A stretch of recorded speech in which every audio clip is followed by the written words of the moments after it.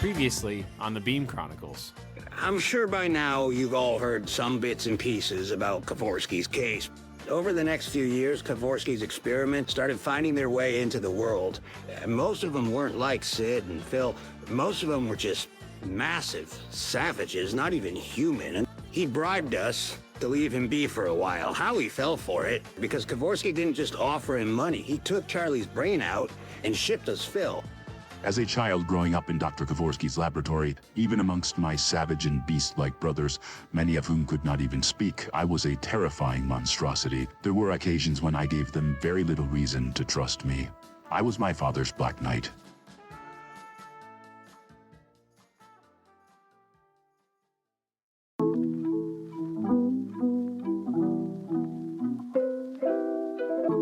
These are the Beam Chronicles, with your host, MJ Dooney. Book 2, Compromise, Chapter 5, Cidney Kovorski.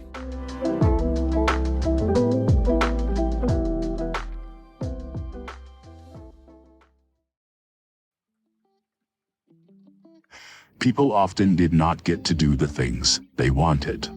That was a globally standard truth, and as well accepted as such a notion can be, but we at Beam were forced to do the things that we did not want to.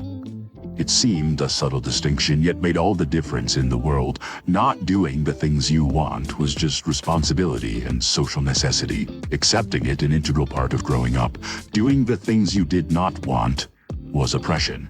And to accept that was to forfeit your very self. With increasing frequency, this oppression was encroaching into all phases of our lives. It was already intolerable when all we were forced to do was equalize a few innocent anomalies in exchange for the ensured safety of ourselves and our loved ones. But now, nearly every action was against our wills. Jaxon was once a week talking to Tyler Foone about his imminent freedom. Charlie was appearing in a commercial when she loathed her fame more than anything. Even Phil was forced to work on a project he had no scientific interest in investigating. I just don't have the drive is all. He informed me while we rode his hovercraft above the clouds to the site of my latest bust. The electro maces were great, pioneering a new frontier, plus I hate Foone. But doing stuff Dr. K already did, hell, if I could read his notes, I'd be done. Half the fun of solving a problem is knowing there might not be a solution. Replicating an answer I already know, it's like, I don't see the point in it. Kovorski's still alive, right? Let him do the brains for Howie. True, but I do not think Prophet is comfortable relying on our father for such things. He would not want to owe his old rival any favors. It was all the more comfort I could offer him. There was not a way to inject some scientific purpose into his current endeavor, and so he was left with the problem that did not have a solution for me to find. Just as Jaxon had no choice but to deal with Foone once a week, and Charlie had no choice but to sell out. Everyone I loved was subjugated and compromising these days, and all I could do to help them was commiserate. It felt quite insufficient. I did make arrangements with Jaxon and Charlie that I would pick up extra busts for the coming several weeks to give her more breaks in preparation for her commercial, and him time to decompress over sessions with Tyler. They both seemed appreciative for the additional free time and appeared to have some unspoken idea of how they would spend it, given their simultaneous joy when I first made the offer. I also deduced they were doing something together by the twitchy way they avoided eye contact. Knowing both of them as well as I did, they were probably just exercising, perhaps some experimental new program. I did not think to pry at the time. In any case, I was tackling a PR-8 on my own. Murphy could not divert his attention from other less certain cases of higher political importance, but I managed to convince Phil to assist me. He would probably not provide much help, but it was more for someone to talk to. That and the ride. His hovercraft was powered by his photosynthesis and lifted by the Tegic interaction. A biofilm of Jackson's cells lined the bottom of the vehicle and was stimulated appropriately to produce the necessary Jaxon fields, as controlled by Phil in the driver's seat. I myself was seated on the ledge of it, legs dangling off the side of the rectangular platform as it whizzed through the sky to the location designated in the evaluation report. It was a long way down, but I would be more concerned for the people below me, were I to take a tumble. So, tell me about this bust, bud. Think I'll see any action? Phil asked with a sloppy boxing combo directed into nothing. First of all, I would request that you not get involved. He is projected to be quite powerful. And second, do not tell me you are like Charlie and Jaxon in your resistance to doing the appropriate reading prior to a mission. I expected more from you, brother. Sid, I read like 50 cases a day. He defended his lack of knowledge. Between tech consults for evaluations and delegating RT guys to busts that might need them, there's honestly hardly a case that runs through this place without my seal of approval on it. Sorry if I can't keep them all straight. You are quite impressive, my brother, especially considering the tenderness of your youth. Hey, I just turned 20, all right? The child genius cracks worked 4 years ago, but now they're a little played out. I drew my head back to laugh, and Phil joined me. I had been told my laughter was unusual, disjointed, and rigid, but I found it stimulated laughter from others, so I elected not to alter it, for fear of losing its infectious nature. Misa Single, by the way, that is our anomaly's name. Well, let me think about it. Oh, I remember him. Cave-dwelling, destructive, chaotic type, right? Blowing drilling rigs and knocking over satellite towers, robbing banks. No apparent reason for it. I think he was like a 7, though. 8, actually. Wow. You're taking on a PR8 by yourself? You think that's good business? I shrugged and nodded. I feel the need for a sufficient challenge today. Plus, I took this bus as a gift to Jaxon and Charlie. I do not want them involved, but if it gets too dangerous, either of them can be here in a few minutes anyway. Phil obviously accepted my assurances of safety and continued on to another topic. He had a pseudonym, though. I remember that because most of them don't these days, and Single struck me as an odd last name. What was it? I do not recall. I did, but I did not care for this particular nickname. Oh, Leper, right? This is Leper. He calls himself that, yes, but I find that nickname rather offensive, Phil. Why? If you recall the case, he has the ability to rip off appendages and regrow them. Gross. Yeah, that's right, it's all coming back to me. Okay, then his amputated body parts calcify and he beats people with them. He's pretty strong too, right? And they haven't figured out where he came from? Yes and yes, but back to my initial point, that name Leper, it is a misnomer. Leprosy does not actually cause one's body parts to fall off. That is barbaric and a prejudiced stereotype. Yeah, against lepers. Do we even still have lepers? Didn't they cure leprosy with fucking antibiotics like forever ago? Phil, you are being very insensitive. Of course there are still cases of leprosy in developing countries. Oh yeah, fine.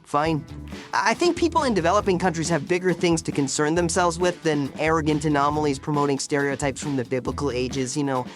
Especially if they have fucking leprosy. But hey, let him know he's being a prick, using that name when you see him. Perhaps. I do not usually participate in combat banter, though. Once Phil's craft reached the coordinates designated in the evaluation report, my brother lowered us into the forest so as to prevent any crater damage and allow me a bit of stealth. Be careful, okay, bro? He sincerely requested. PR8. Even for you, that's not a dick around sort of number. I know you want to do this for Shade and Teak, but if you're dying, don't hesitate to call them. Or me, okay? I nodded, and he noiselessly ascended back into the clouds. The cave in which Misa Single was supposedly living was just ahead, so I took my time walking quietly through the wilderness, avoiding snappable twigs and crunchable leaves on my quest to its mouth. An outdoor bust had its pros and cons. On the one hand, there was little chance for innocent bystander casualties, something I did not like, but we by protocol were not permitted to prevent. Furthermore, there was little chance for surprises. An anomaly hiding in the woods could not have many tricks or gadgets hidden away without evaluations picking up on the disturbed ground. This factor would play no role in today's bust, however, since the anomaly in question was a naturally empowered brute, much like myself. I did appreciate the battles that came down to pure, unbridled musculature, gristle on gristle, and may the better fighter win. I was more suited, more built for that type of thing. The bad part about a bust in the forest was the trees.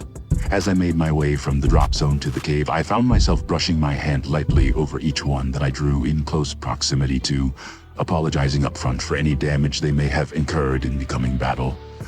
It was not their fault that they granted such excellent cover to keep this anomaly hidden. I wish there was a way to remove them from the battlefield, lift them out and replant them post-scuffle. But such an event would be a good indication to Misa Single that something suspicious was about to happen. Instead, I would just have to do my best to spare the trees I could, without losing the fight at hand, and blame any damage to them on Misa's refusal to yield. A strange name, Misa. To be honest, I was not entirely certain how to pronounce it. I did not get the opportunity to weigh the varying possibilities on this topic, however, because I saw him come walking out of his cave. He did not notice me, and turned his back to gather rocks, humming an old Polish folk song I recognized instantly as a favorite of my father's. I bounded through the trees and landed 10 feet behind him, extending my loaded K-Pack arm cannon and pointing a relaxed fist at the back of his skull. It was a literal skull. From a distance, I had not noticed the fragmented, scabby, pieced-together human skull he wore pasted over his head. The man smelled vile, like fester and blood, but I ignored this rancidity to stay focused on the bust. Misa Single, I am with Ava, Department of Beam under Equalizations. It is advised that you come with me without complication or struggle, as I am authorized to equalize if you do not comply. My God. He muttered softly, glancing over his shoulder, unfazed by my threats. I did not understand what he meant, as I could not see where he could have left an automobile, or why he was making reference to it. I am sorry. My name is Micah. You said it Misa. Micah. A slow grin crept across his lips. Hello, Cidney. This being knew my name, but so did everyone. Initially, I paid it no mind, but the accent was Polish. I recognized it instantly, just like my father's, and then I remembered the song he was humming so softly before I had pounced to attack. And then I remembered his name. He was from another time, another world. Micah. I had never seen it in writing, only heard it spoken once, maybe twice, but I remembered for certain the Kovorski child to whom it belonged. I remembered he was a savage, ruthless, drooling, deranged monster, like most of my brothers. Strong, like me, but not nearly to the same extent. He was too old, too early in Kovorski's process to be developed and perfected in the way that I was. A mistake, a prototype, pointless and flawed. I remember the day he went after my infant sister, little Cidney, and I tore his arm off to make an impression on the rest of them. I remember the way he howled and nibbled at the stub of his bloody shoulder to make the pain stop. My father seemed excited that day to be granted the opportunity to test some new set of theories. He regrew the arm, and Micah transformed from obsolete refuse to profitable, marketable proof that my father could regenerate living, functional human tissue. Micah was transferred, I remembered, to the sectors of the lab set aside for the experiments that had no value to Kovorski beyond the value they would generate from selling them to someone else. Micah adjusted poorly to that transfer, relentlessly and loudly shaking the bars of his new cage like a tireless beast in the zoo. I remembered that Micah broke free, escaped, out into the world, at the least opportune time for my father, right during the period when he was attempting to appease Prophet with gifts like Phil and Charlie's brain. Thus he could not risk another child being busted by Beam, so he instead sent me, his loyal son, his Black Knight, after the escaped one. I found Micah in a nearby town, struggling in an alley to stay warm. It was raining, I remembered.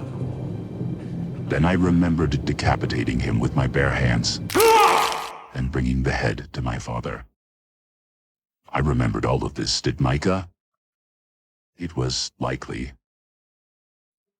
Surely, now I knew. My father understood that decapitation was no permanent solution. My father was far too gifted of a scientist to believe, as I had, that the regenerative properties that he had bestowed onto Micah were temporary, just for the arm. He knew precisely what he had created, but perhaps a head would regrow slow enough for him to assure a truce with Prophet. And at that point, mattered nothing what became of table scraps like Micah to my unwaveringly merciless father. What became of him was this repugnant demon. My father was conveniently spared the sight of it. The last time I saw you, you were dead, brother. I tried to pretend like I myself was not the cause of this apparent death, or at least to ignore it. Ah, and last time I saw you, you weren't celebrity. He laughed as he slowly turned around with his hands atop his head. But no, I was no dead. You will probably soon find I'm hard man to kill, eh? I was remotely disheartened at his ability to formulate contractions, though his negation was a little inconsistent and he dropped an article or two. He escaped when I was 15, which would have made him 17 or 18, and at that time, he could not speak. Learning your first language in adulthood was impressive, and judging by the thick Polish accent, English was his second. I felt it appropriate at the time to congratulate him. Your English is quite good, Micah. I said it, but in Polish. Dziękuję. He thanked me, bowing his head in gratitude. And you, brother, are perfectly fluent in bullshit. I could see this was not the friendly reunion full of convenient amnesia for which I was desiring. Micah continued his judgmental and facetious reproach of my entire life. You are very famous man, Prince Kovorski. I even saw you on television, loving the chicken nuggets. That was you, yes? Yes, chicken nuggets are delicious. If you have not tried them, I do recommend. My crippling weakness for combat banter again reared its ugly mug. I changed the subject. You did not take father's name. That does not surprise me. Nor does it surprise me that you did. He guffawed clamorously, and I realized how well the teeth of the skull he had patchworked around his head lined up with his own teeth.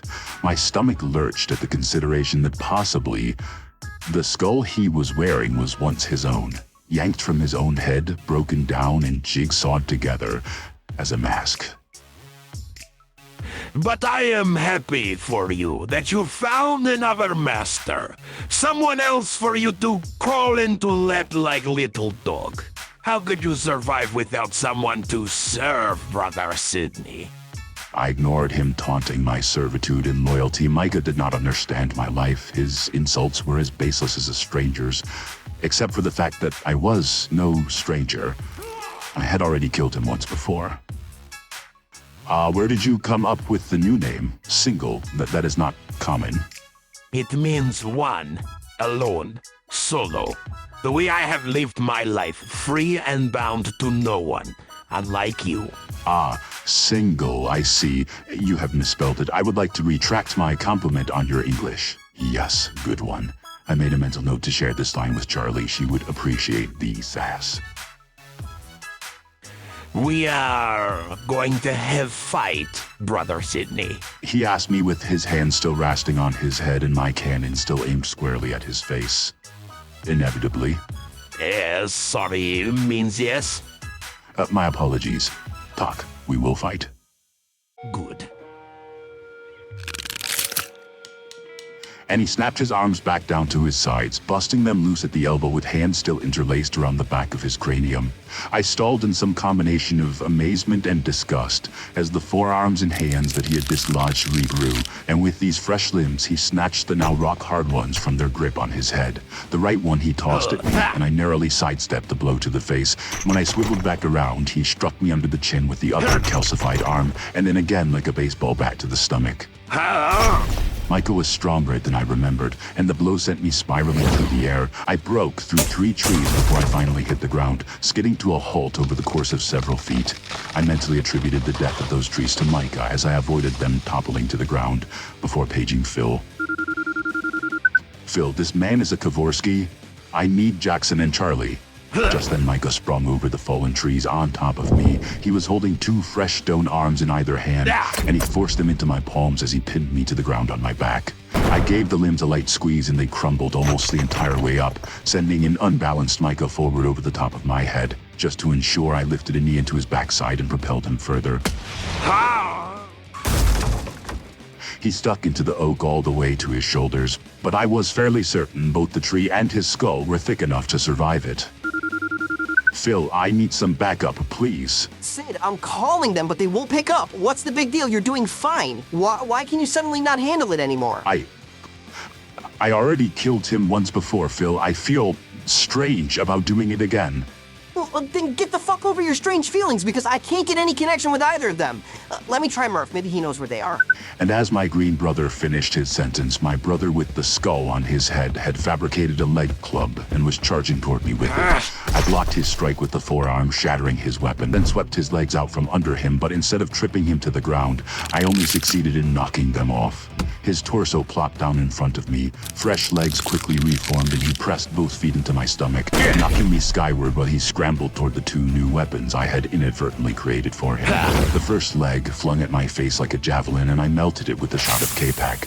The second I roundhouse kicked in pieces before it could strike. Your best bet is probably hand-to-hand, Micah. I informed him of my honest opinion. These rock appendages are disgusting, but not sturdy enough to slow me down.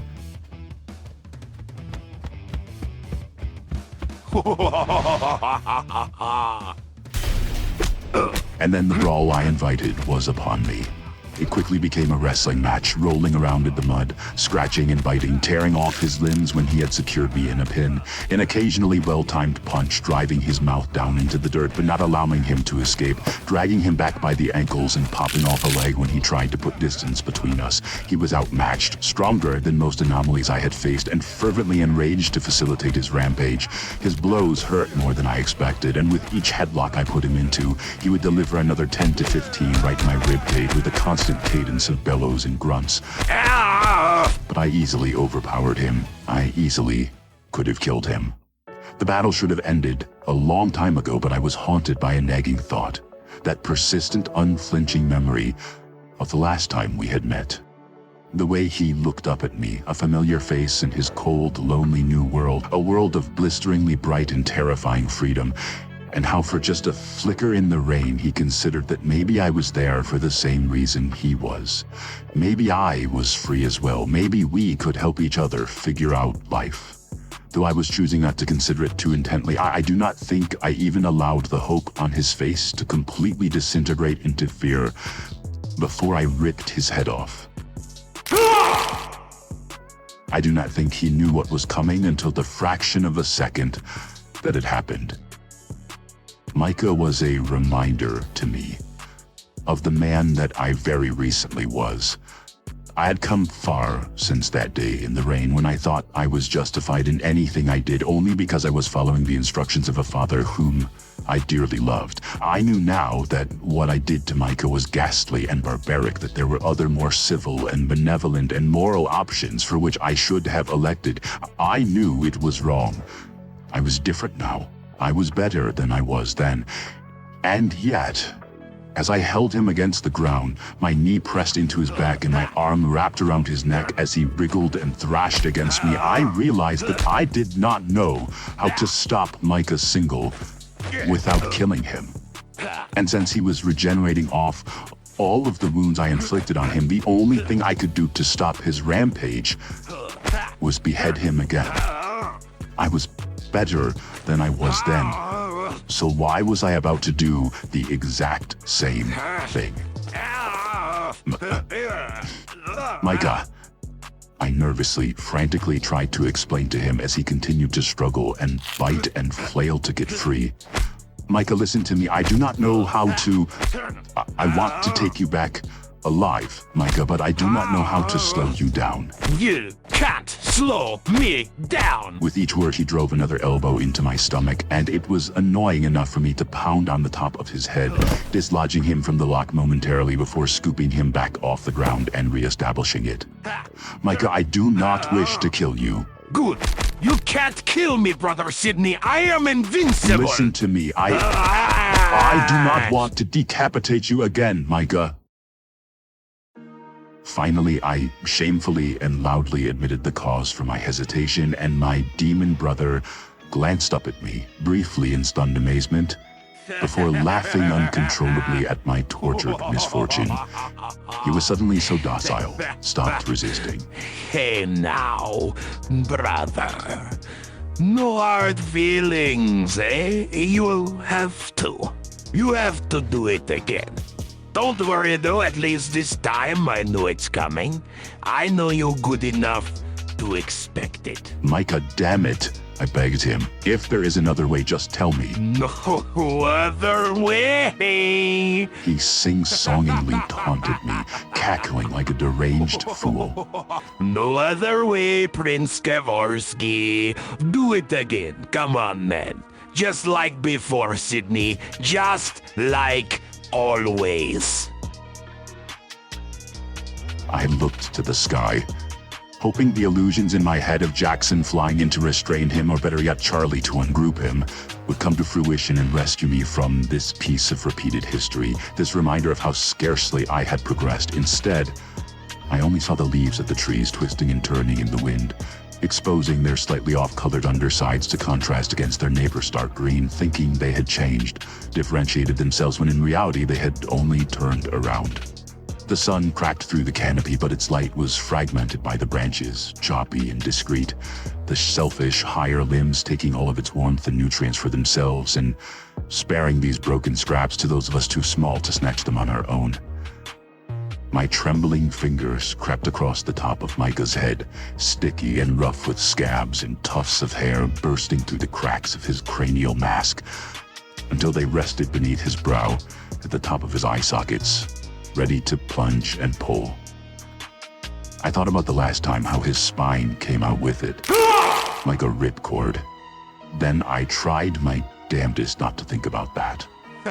Micah continued to laugh, maniacally, unwavering and unafraid, but I did not want to watch his face. And then suddenly, the sound of Micah's mocking guffaws was replaced with jolted, wordless chattering. His body shook. I could feel the vibration in the places where I touched him, and I dropped him to the ground in some sort of relieved confusion. Finally, when I looked at him, I noticed 2 taser leads attached to either temple, and I followed the wires with my eyes along the ground until I reached a green belly button. Phil.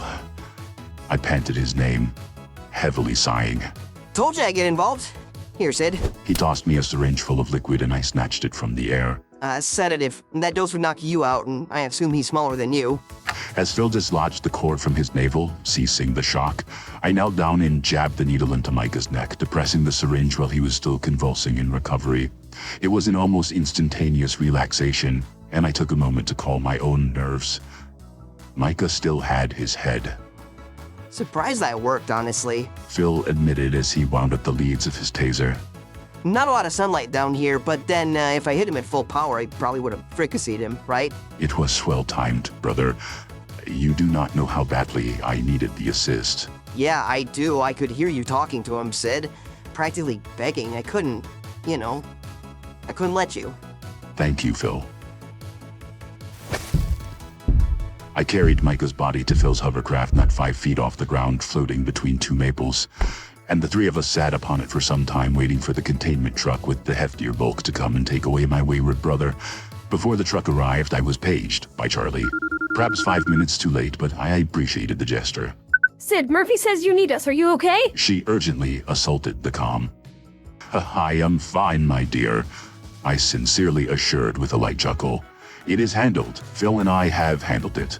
Sorry to have interrupted your free time. No, Sid, fuck off. Give me 2 seconds to get my stuff. I'm coming to help. Charlie, 6 for yourself. The action is complete. It is all well. There is no more work to be done. We are merely waiting for the truck. You sure? I snatched a bit of hair bursting through the cracks of the skull on Micah's head and lifted him to face me, confirming his sedation before plopping him back down. Quite sure. Okay, well, next time you're going down a PR8, at least have the decency to give me a heads up about it, all right? I was in the shower. I didn't even have my earpiece. Jaxon, too, it seems, was preoccupied. He was also in the shower. Oh, how do you know this? Do you coordinate your cleansing rituals? Charlie suddenly seemed anxious about something, stammering through her response to what I considered an innocuous enough question. I barely made out words from the chatter, something about them working out, being sweaty, just assuming, incoherent and rambling.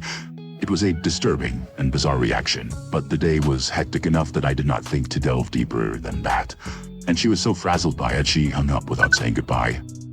Okay, weird, but better late than never, right? Phil said once Charlie was gone. And as far as excuses go, taking a shower, can't blame her for that. Remember when she went a week without one and stunk to high heaven just to mess with Peter? Phil, do not tell them about this. Huh? Who? And about what? Do not tell Charlie and Jaxon about this case. What? Why not? This is my first actual bust, Cidney. I'm kind of looking forward to bragging. I nudged him playfully. Yes, of course, that is fine. But please do not mention that Micah is our brother or tell the story of my prior experiences with him. I do not want Charlie and Jaxon to hear about me and, my old ways. Oh. Sid, they won't care. Jaxon and Charlie love you the way you are. What you were won't matter. What happened in the past, they don't care. In any case, please. I want to keep the knowledge of this particular piece of history as esoteric as possible. He nodded slowly in understanding, then slapped me heartily on the shoulder. I get it, bud, but it wouldn't make a difference. I won't say anything, but I want to be on record that Jaxon and Charlie would not care if they knew. He was probably right. Maybe eventually I would tell them once I finally got that image of the day in the rain out of my head. For now, I was just relieved that Micah Single was heading to the dungeons, and I would not have to see him again. All he was now was a very ugly memory.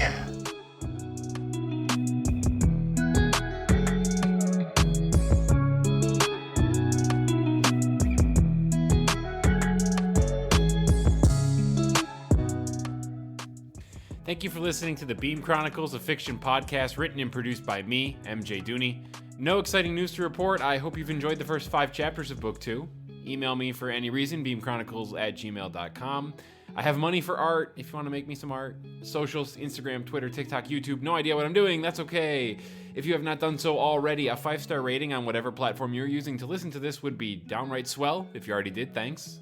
All music and sound effects were sourced from the Epidemic Sound Library. Special thanks to Sergio Duarte for creating the cover art for this podcast. Thanks again for listening.